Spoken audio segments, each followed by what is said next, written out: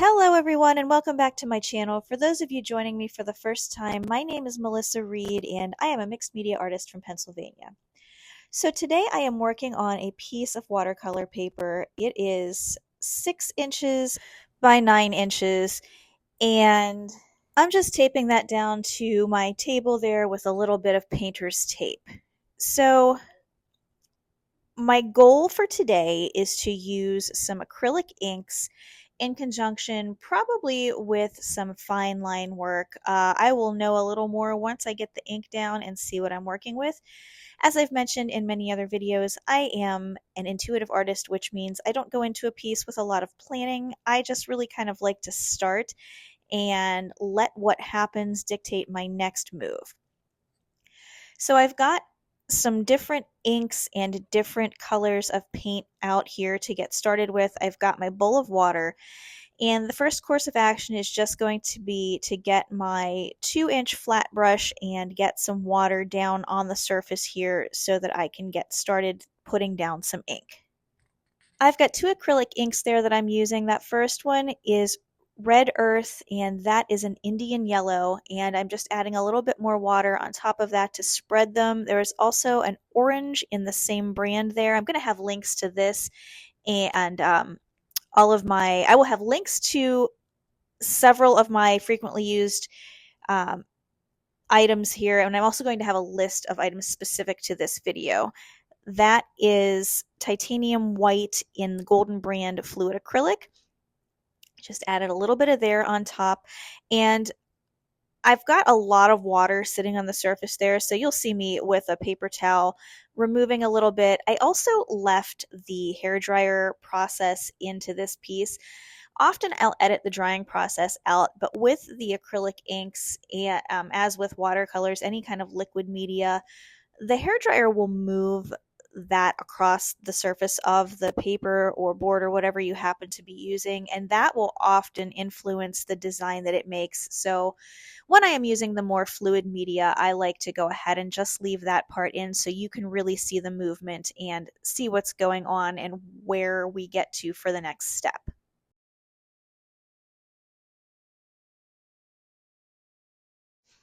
When I'm doing one of these kind of processes where I'm not actually putting anything down on the paper, I like to start thinking about where I might like to go for my next step. And I've got a lot of light colors down there, so I'm thinking that what I might like to do is introduce something dark onto the page there. So I went ahead and got out some of my golden fluid acrylic in Mars Black. I'm adding more water on there because remember, these are acrylic inks, not watercolors, so the water will not reactivate them. So if you want to make layers with these, that's the way to do it. Make sure your first layer is completely dry, add more water, and then go ahead and add your inks down. That's what I'm doing here. So I'm able to get that spread just to where I want it. It's not reactivating what's underneath it, and it's not going to go outside of the water that I put down. While I have that brush there, I'm just taking that through and making some designs. That's just a round brush. I think it's something I actually got on Temu. I'm not 100% sure, but any round brush will do there. And just to balance out the composition a little bit, I wanted a little bit of that darkness up in the top right hand corner to balance out the darkness that I have down on the bottom left. Now, for me, I tend to often put my visual weight down to the bottom left, so I'm not surprised that's where it ended up there. So at this point, I removed the painter's tape, and I have a piece of collage paper that I had made just with some ink and tissue paper that I know I want to use it, I just don't know exactly where, so you see me there kind of just playing around with placement and trying different things out. Now, because I've printed this onto tissue paper, when I adhere that down with my matte gel medium, that's going to pretty much disappear. That's, I believe that was Liquitex brand matte gel medium. That's the more liquidy one. I also have a heavier bodied one that I use as well. But you can see when I put that down that it really kind of blends itself in. The paper becomes very hard to see. I can still see the design underneath it, although it does change the tone of it, which I like because it's another way to get variation in there while you're also adding a little bit of the pattern that you want from the collage paper there. So I decided to just stick with the composition that I already had going there with the counterbalance, and I'm adding a little bit of that collage paper to the upper right hand corner as well as the bottom left. And I put a layer of the matte medium down first, add the collage paper, and then add another layer of the matte medium just to make sure that I'm getting that stuck down there really well. So once that has dried, I decided to go in with some fine line drawing. If you've been with me, you've seen some of my other videos, you know that I absolutely love fine line drawing and I use it in a lot of my work. However, I was at a point here where I just wanted to do something and wasn't sure exactly what it was, so I just started drawing concentric circles, or concentric lines, I guess I should say, inside of these closed patterns that formed in the ink. And I wasn't sure where I was going to go with it. It was just kind of a place for me to start. So I went ahead and did that with several of these areas in here. I completely filled in those areas in that big shape on the bottom left that I'm working on now, and then I carried that through up to the top right hand shape into some of those enclosed spaces too.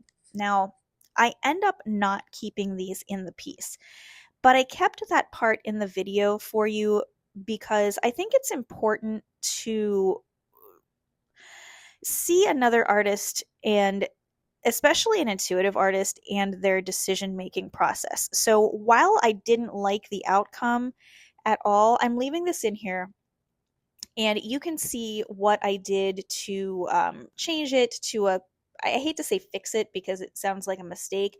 I could have left it there and I could have done something with it, but when I set the piece down for a while and came back to it, I just didn't really like it and I wanted to go in a different route. So that's what I ended up doing. But chose to leave this part in the video so that you could see that decision-making process on the fly while I was actually working on it here. So I've got a little bit more of these designs that I'm going to put in, and then I end up taking a break and coming back to it and really just seeing another vision for it. So you'll see all that coming up here in just a moment.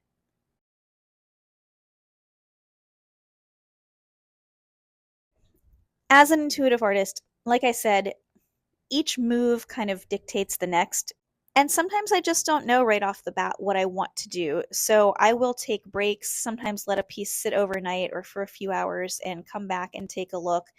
And often that's all it takes for me to know what the next move should be, or if something, a decision, a choice that I made previously might need to be altered in some way, as was the case here with this piece.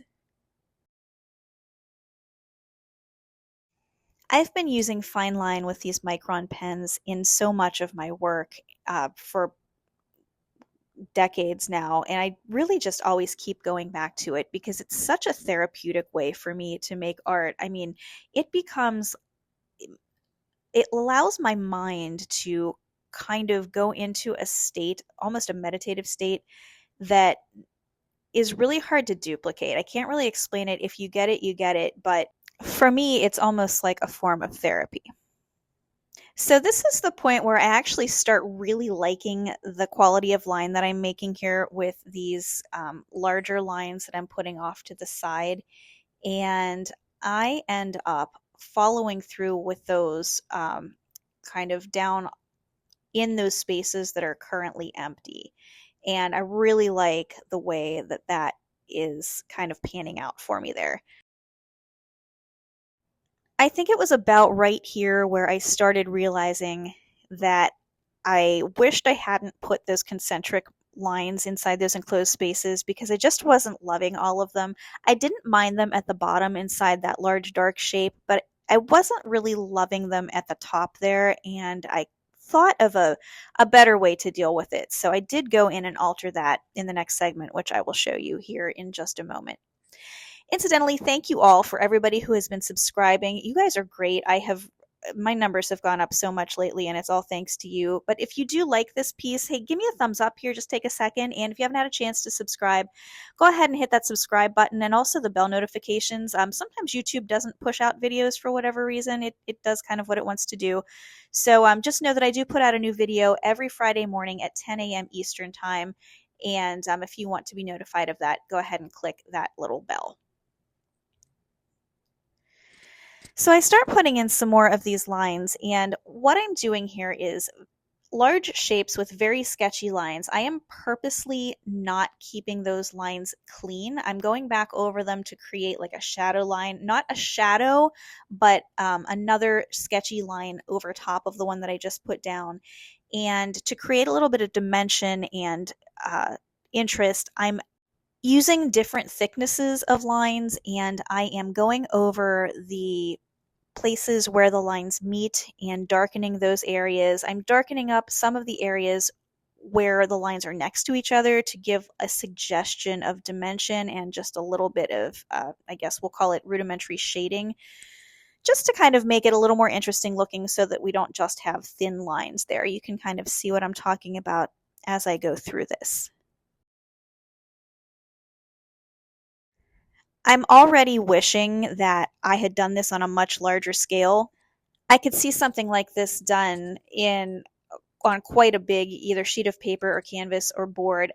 The reason why I keep everything so small on these videos is really just a matter of my limitations with filming. I film everything on my cell phone, and I just haven't found a good way to film a large piece where you can actually see what I'm doing clearly. I've tried, and I just don't think that the viewing experience is the same. So I do try to keep everything small just so that it's a little more enjoyable to watch. It's something that I'm trying to troubleshoot. I would definitely love to work larger, and a lot of my other work is much larger. I have several 2 by 3 foot, 3 by 4 foot pieces, much larger, at least 12 by 16s, things like that. But for my purposes here, it kind of is what it has to be. Okay, so I got out a little jar of Bombay black ink there, and I decided to fill in all those areas where I had done the concentric marks for a couple of reasons.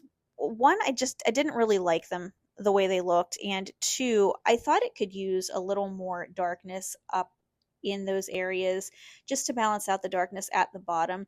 Plus, it gave me a little bit of a better point from which to start making some more of those same lines that I had done in the main shapes there on the upper left and bottom right hand side. I wanted to carry those shapes out a little more, and as you can see there, it made more sense to do those next to a solid dark shape. If I would have done them on those hollow shapes with the concentric marks inside, they would have gotten lost and just not looked as good. So I'm just going along next to each of those and creating some similar shapes, and I'm going in and making similar qualities of line and a little bit of thickness and shadow here and there just to carry that through the whole piece. Incidentally, one thing that I wanted to mention with working on the watercolor paper here, the kind that I'm using today, it's not a very high quality. It's just something I had laying around in the studio. Nothing great, because I just wanted to do kind of a fun piece here. So it did buckle a little bit. Maybe some of the better papers wouldn't have. There is a way to fix that, though. I didn't do that with this, but you can wet the back of it, excuse me, and then just take an iron over it and press it out. You don't want to do that in the front where if you've used any acrylic products, because acrylic is plastic and that will melt and ruin your iron and ruin your piece, and you just want to be very careful when you're doing it. Or just start with a higher quality paper to begin with, and then you won't have as many problems with it, I've noticed. But just something that I wanted to mention to save you a little hassle. But yeah, I just keep going on here with this design until I am pleased with it, and I carry out the same type of lines and in my line intersections to put a little darkness and add some shadow there. So once I was finished with everything, I made a very rudimentary mat just out of some black cardstock that I had available, and here's the finished product. I really like the way it turned out. I love the colors. I love the line work. I'm always happy with line in any of my pieces. So I hope you enjoyed this video today, and I will be back with you again next week to do some more work. I do have an idea for a new series coming up, actually a couple of them, so I may be bringing that to you next week. But at any rate, I will see you next Friday morning at 10 a.m. Eastern Time. Thank you so much. Have a great day.